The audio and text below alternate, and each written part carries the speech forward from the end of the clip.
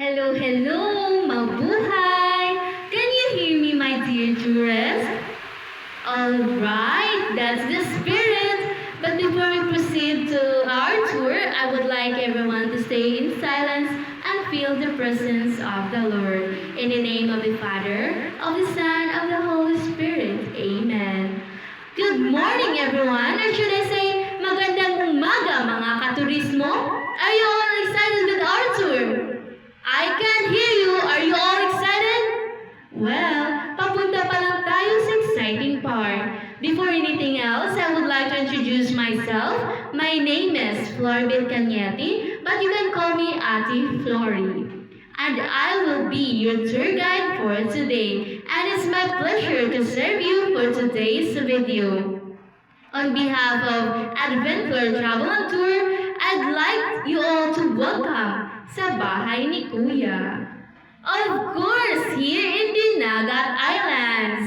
At syempre, we cannot travel without our bus driver. I want you to meet the ka-lookalike of Coco Martin with a combination of Ding Dong Dantes and Alvin Richard would be Kuya Jubert. Ayan, say hi to Kuya Jubert naman.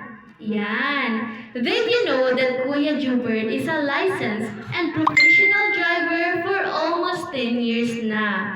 Diba? Sana all nagtatagal. Okay, before we begin, I will give you some friendly reminders about safety precautions. And please don't forget to wear and bring your smile with you. May I see your smile, everyone? Wow, ang gaganda at ang gagwapo naman. Because smile means S, secure your personal belongings and don't leave your things unattended to avoid unnecessary loss and remain seated until we reach our destination. And for M, make sure to wear your face mask at all times and don't forget to sanitize every after we visit each destination. And for I, itinerary that must be given to you will be followed. And please don't forget our bus number. Bus number 2 tayo ha. Ano ulit? Bus number?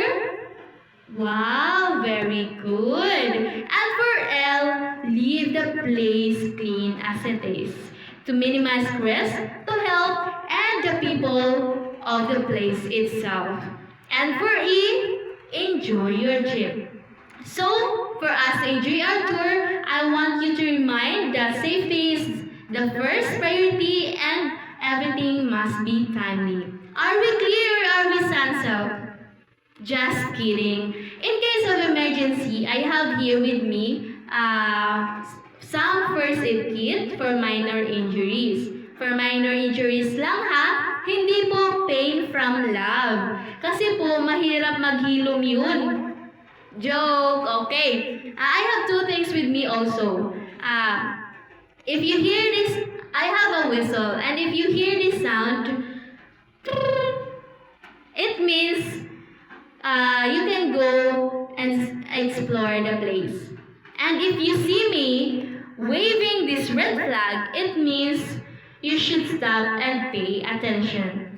Understood? Okay. Time check, it's already 5 in the afternoon. And 10 minutes from now, we will arrive to our destination, our first destination.